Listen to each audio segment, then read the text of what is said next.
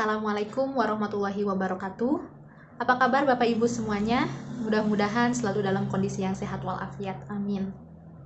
Baik, Alhamdulillah hari ini kita dapat kembali mengikuti perkuliahan pada mata kuliah Desain Pembelajaran PAI. Kali ini kami dari kelompok 2 yang beranggotakan saya, Risma Samroto Najah, dan rekan saya, Ibu Pancaseli Inariska, akan memaparkan materi yang kedua, yaitu mengenai perencanaan pembelajaran PAI. Sebagaimana yang sudah Bapak Ibu ketahui, pembelajaran merupakan aktivitas atau proses yang sistematis, terdiri dari beberapa komponen, yaitu ada program atau kurikulum, pendidik, peserta didik, proses pembelajaran, fasilitas, serta strategi. Nah, dari masing-masing komponen ini sifatnya tidak terpisah, melainkan harus berjalan secara teratur, saling tergantung, komplementer, dan berkesinambungan. Menurut Rohani dan Ahmadi, pengelolaan pengajaran mengacu kepada suatu upaya untuk mengatur efektivitas pengajaran berdasarkan konsep dan prinsip-prinsip pengajaran yang dijabarkan dari falsafah pendidikan yang ada. Oleh karena itu, tugas pendidik diawali dengan perencanaan dan diakhiri dengan penilaian. Hasil dari penilaian ini akan dimanfaatkan sebagai feedback atau sebagai umpan balik bagi perbaikan pengajaran selanjutnya. Untuk itu, diperlukan rancangan dan pengelolaan pembelajaran yang baik yang dikembangkan dalam rangka mencapai tujuan-tujuan pembelajaran yang diharapkan. Di sini berarti untuk mencapai tujuan pembelajaran dari mata pelajaran pendidikan agama Islam. Untuk rumusan masalahnya, di sini kami akan membahas mengenai pengertian, tujuan, fungsi, syarat dari perencanaan pembelajaran PAI, dan bagaimanakah program pengembangan perencanaan pembelajaran PAI. Nah, untuk itu, pembahasan selanjutnya akan dipaparkan oleh rekan saya, yaitu Ibu Panca. Kepada Bu Panca, dipersilahkan. Bismillahirrahmanirrahim. Assalamualaikum warahmatullahi wabarakatuh. Terima kasih kepada Bu Risma yang telah memberikan kesempatan kepada saya untuk menjelaskan mengenai pengertian, tujuan, fungsi, dan syarat-syarat perencanaan pembelajaran PAI. Yang pertama, kita akan membahas mengenai pengertian perencanaan pembelajaran PAI. Dalam pengertiannya, maka kita akan mengenal di sini ada 3 kosakata yang akan kita jabarkan. Yang pertama mengenai perencanaan. Perencanaan itu berasal dari kata rencana, yang artinya membuat rancangan sketsa. Sedangkan dalam ilmu manajemen pendidikan, perencanaan itu juga disebut juga dengan istilah planning, yaitu persiapan menyusun suatu keputusan berupa langkah-langkah penyelesaian suatu masalah atau pelaksanaan suatu pekerjaan yang terarah pada pencapaian tertentu. Selanjutnya mengenai pembelajaran itu adalah suatu proses atau upaya untuk mengarahkan timbulnya perilaku belajar peserta didik atau upaya untuk membelajarkan seseorang. Sedangkan pendidikan agama Islam seperti yang sudah kita ketahui bersama bahwa PAI itu adalah upaya sadar dan terencana dalam menyiapkan peserta didik yang mengenal, memahami, menghayati, hingga mengimani, bertakwa dan berakhlak mulia dan mengamalkan ajaran Islam.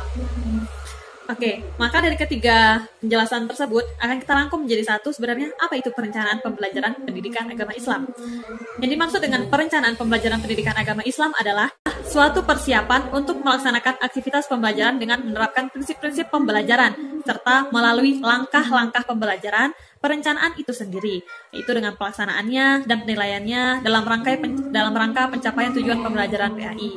Maka dengan adanya perencanaan ini, maka kita akan mengetahui bagaimana apa yang akan kita susun dalam rencana ini, yaitu mulai langkah-langkah pembelajaran sampai nanti akhirnya adalah penilaian pembelajaran. Maka untuk apa ini? Adalah untuk mencapai tujuan pembelajaran. Selanjutnya kita akan membahas mengenai tujuan perencanaan pembelajaran. Dalam tujuan perencanaan pembelajaran ini ada terbagi 2, ada yang secara umum dan secara khusus. Yang pertama kita akan membahas secara umum. Secara umum, tujuan perencanaan pembelajaran PAI adalah bertujuan untuk meningkatkan efektivitas dan efisiensi dalam mencapai tujuan pembelajaran. Sedangkan, menurut Hendiat Sutopo, mengatakan bahwa dalam perencanaan pembelajaran terdapat uraian kegiatan secara rinci, sehingga memudahkan dalam mencapai tujuan belajar mengajar. Oke, yang pertama kita akan melihat apa saja sih tujuan perencanaan pembelajaran itu. Yang pertama adalah mengarahkan kegiatan. Dalam mengarahkan kegiatan, di sana termuat mengenai langkah-langkah dan tujuan pembelajaran yang akan dicapai. Maka itu akan mempermudah guru untuk mencapai tujuan pembelajaran. Untuk yang kedua adalah menjabarkan kegiatan dan bahan yang diajarkan. Maksudnya adalah di sini kita akan mengetahui apa yang ingin kita sampaikan kepada siswa dan menggunakan alat apa untuk menyampaikan pesan tersebut. Dan yang ketiga adalah tujuannya untuk mempermudah guru dalam menjalankan tugasnya.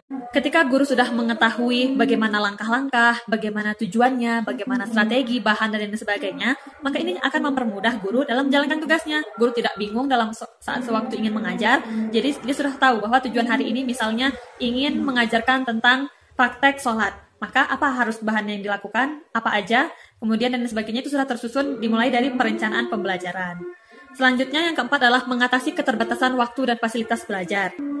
Dalam hal ini pasti kita sudah akan mengetahui fasilitas apa yang akan kita gunakan pada saat belajar nanti agar waktu yang kita gunakan di kelas itu menjadi efektif dan efisien. Jadi tidak ada waktu yang terbuang secara cuma-cuma.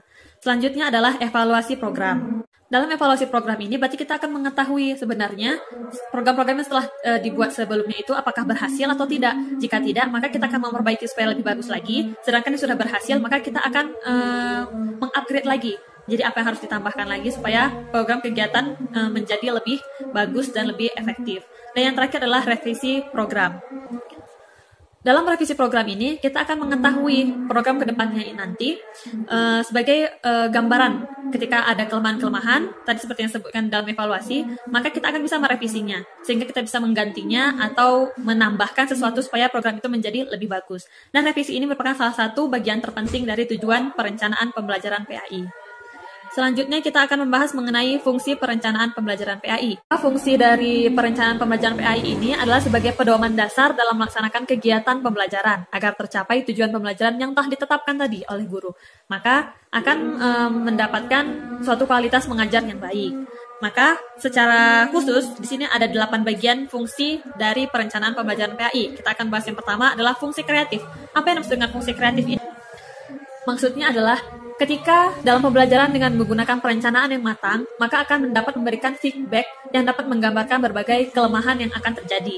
Jadi dengan seorang guru sudah mengetahui kelemahannya, maka dia akan membuat satu hal ataupun apa nih yang harus saya lakukan supaya bisa memperbaiki berbagai kelemahan dengan menemukan hal-hal yang baru. Selanjutnya adalah fungsi inovatif.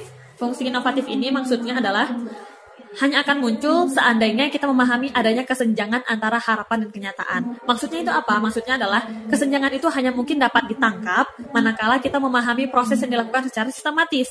Proses dalam pembelajaran yang sistematis itulah yang direncanakan dan terprogram secara utuh. Dalam kaitan inilah perencanaan memiliki fungsi inovasi. Yang ketiga adalah fungsi selektif. Maksudnya apa? Guru diharapkan dengan berbagai macam strategi atau metode belajar. Maka di sini fungsi dari perencanaan pembelajaran, maka guru harus menseleksi bagian mana, metode mana yang cocok untuk teori yang mana. Misalnya, untuk bagian tadi misalnya praktek sholat, maka jangan memberikan metode ceramah saja, tetapi dengan drill, latihan, dan bisa dengan demonstrasi dan lain sebagainya. Di sini fungsi dari perencanaan pembelajaran PAI sebagai fungsi selektif. Selanjutnya yang keempat adalah fungsi komunikatif. Maksudnya apa? Maksudnya adalah ketika suatu perencanaan pembelajaran itu disusun, maka siapa saja yang terlibat dalamnya harus memahami dari setiap perencanaan yang sudah kita susun. Baik itu guru, orang tua, siswa, kepala sekolah, dan sebagainya. Maka semua stakeholder ataupun yang terlingkup dalam lingkungan sekolah mengetahui apa tujuan pembelajaran yang akan dicapai oleh seorang guru tersebut. Yang kelima adalah fungsi prediktif. Prediktif kita juga sudah sering mendengar, berarti prediksi. Itu berarti kita memprediksikan apa yang akan terjadi. Misalnya, apakah akan terjadi peningkatan pembelajaran atau akan menjadi penurunan atau kemerosotan dalam pembelajaran. Dan yang keenam adalah fungsi akurasi. Biasanya guru masih dapat banyak sekali materi yang tidak tersampaikan kepada siswa, sehingga bisa membuang waktu itu secara cuma-cuma. Akibatnya apa? Akibatnya adalah pembelajaran menjadi tidak maksimal dan keberhasilan itu hanya dihitung dari sejumlah materi, berapa banyaknya jumlah materi yang akan disampaikan. Sehingga di sini tidak memperdulikan apakah siswa itu paham atau tidak. Selanjutnya ada fungsi pencapaian tujuan. Di sini maksudnya apa? Bahwa mengajar adalah bukan hanya sekedar menyampaikan materi, tetapi di sini akan membentuk manusia secara utuh. Maksudnya adalah untuk membentuk manusia yang pintar dari intelektualnya, sikapnya, dan juga keterampilannya. Dan yang terakhir di sini adalah fungsi kontrol. Fungsi kontrol itu adalah berarti kita akan mengontrol keberhasilan siswa dalam mencapai tujuan, merupakan bagian yang tidak terpisahkan dalam suatu proses pembelajaran tertentu. Maka, melalui perencanaan, kita dapat menentukan sejauh mana materi pelajaran yang akan diserap oleh siswa, materi mana yang sudah dan belum dipahami oleh siswa. Maka dalam hal inilah perencanaan berfungsi sebagai kontrol, yang selanjutnya dapat memberikan feedback kepada guru dalam mengembangkan program pembelajaran selanjutnya. Baik, yang terakhir materi yang akan saya sampaikan adalah mengenai syarat-syarat perencanaan PAI. Di sini syarat-syarat perencanaan PAI, yang pertama adalah kemampuan analitik. Adalah berkaitan dengan perencanaan pembelajaran. Maka kemampuan menganalisa adalah kemampuan mengidentifikasi faktor-faktor yang mempengaruhi pembelajaran dalam rangka memprediksi keberhasilan pelaksanaan pembelajaran. Yang kedua adalah kemampuan pengembangan. Di sini adalah kemampuan yang digunakan untuk memilih, menetapkan, dan mengembangkan strategi pembelajaran yang paling tepat untuk mencapai hasil belajar yang optimal. Dan yang terakhir adalah kemampuan pengukuran. Maka di sini akan berkaitan dengan nantinya adalah kemampuan untuk penilaian. Maka kemampuan untuk menetapkan tingkat keefektifan, keefisienan, dan daya tarik rancangan pembelajaran.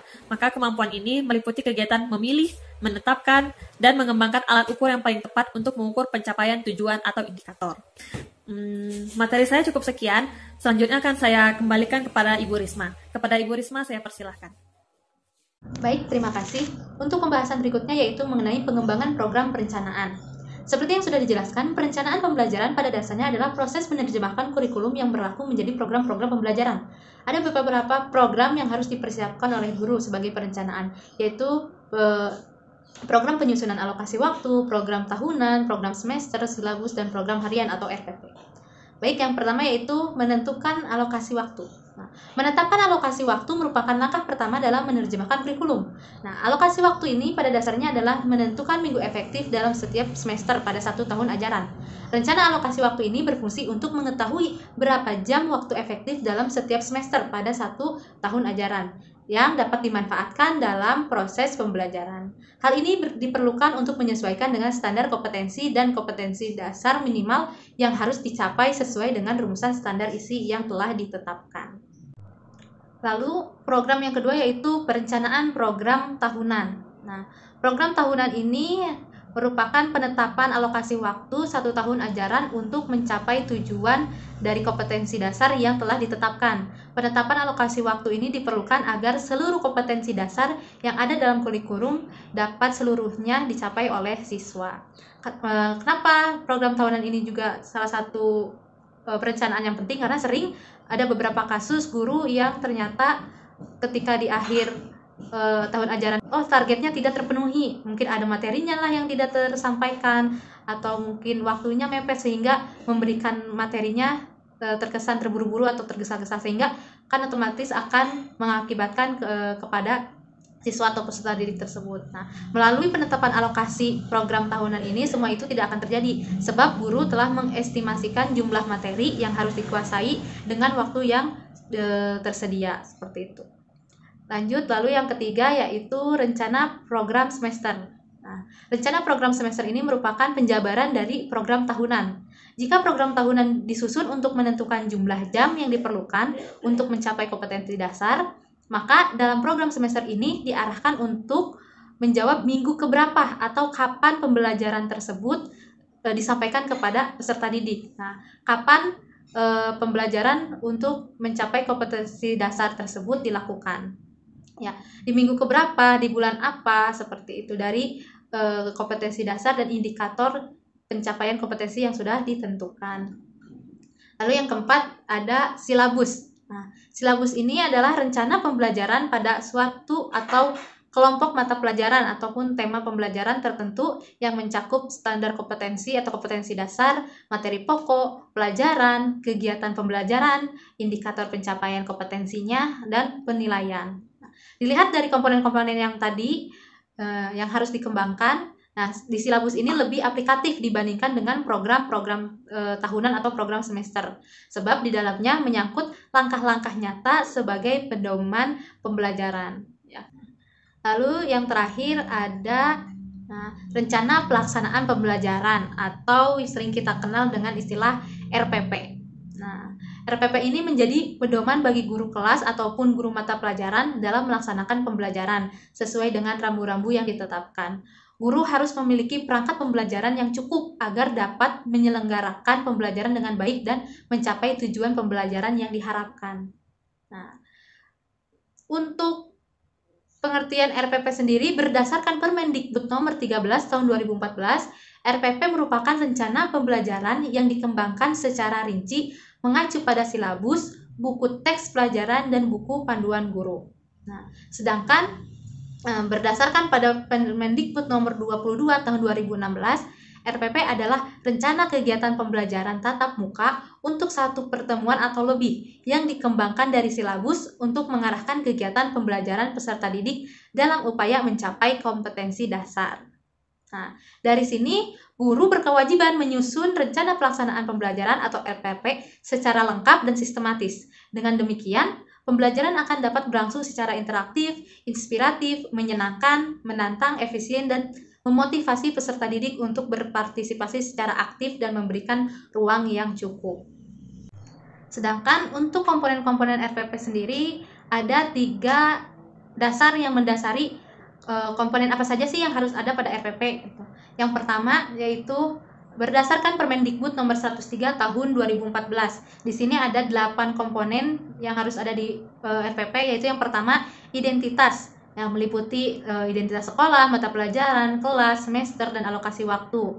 Lalu yang kedua ada kompetensi inti. Nah, kompetensi inti ini dapat kita lihat pada Permendikbud nomor 21 tahun 2016. Lalu yang ketiga ada kompetensi dasar, yang keempat ada indikator pencapaian kompetensi, yang kelima ada materi pembelajaran, keenam kegiatan pembelajaran, ketujuh penilaian pembelajaran, remedial dan pengayaan. Lalu yang kedelapan adalah media atau alat dan bahan dan sumber belajar siswa. Lalu untuk dasar yang kedua yaitu berdasarkan pada Permendikbud nomor 22 tahun 2016. Di sini ada 13 komponen yang harus ada pada RPP. Ya, kurang lebih hampir sama. Dimulai dari harus ada identitas sekolah, identitas pelajaran, kelas, materi pokok, alokasi waktu, tujuan pembelajaran, kompetensi dasar, indikator, materi pembelajaran, metode pembelajaran, media pembelajaran, sumber belajar, langkah-langkah pembelajaran, dan yang terakhir yaitu penilaian hasil belajar. Nah, kurang lebih masih sama dengan Permendikbud nomor 103 tahun 2014, tetapi yang membedakan pada Permendikbud nomor 22 tahun 2016 ini tidak dicantumkan kompetensi inti pada RPP, tetapi mencantumkan tujuan pembelajaran, di mana pada Permendikbud nomor 103 tahun 2014 tujuan pembelajaran ini tidak ada seperti itu. Lalu yang ketiga yaitu yang masih baru ya, mengenai surat edaran Mendikbud nomor 14 tahun 2019 tentang penyederhanaan perencanaan pelaksanaan pembelajaran atau penyederhanaan RPP. Nah, penyederhanaan ini pertimbangannya diambil dari ketika guru-guru sering diarahkan atau difokuskan kepada administrasi atau RPP salah satunya ya, dan menghabiskan waktu yang seharusnya bisa lebih difokuskan untuk mempersiapkan pembelajaran yang lain. Nah, tadi pada Permendikbud nomor 22 tahun 2016 terdapat 13 komponen RPP. Nah, melalui penyederhanaan RPP ini, maka guru bebas membuat, memilih, mengembangkan, dan menggunakan RPP sesuai dengan prinsip efisien, efektif, dan berorientasi pada peserta didik. Nah, jadi bukan lagi 13 komponen yang tadi pada Surat Edaran Mendikbud nomor 14 tahun 2019 hanya ada 3 komponen inti dalam penyederhanaan RPP, yaitu tentang tujuan pembelajaran, langkah-langkah atau kegiatan pembelajaran, dan yang terakhir yaitu penilaian pembelajaran atau assessment. Sedangkan untuk komponen yang lainnya bersifat sebagai pelengkap saja, seperti itu. Baik, sepertinya sampai sini dulu pemaparan dari kami. Kurang lebihnya mohon maaf. Wassalamualaikum warahmatullahi wabarakatuh.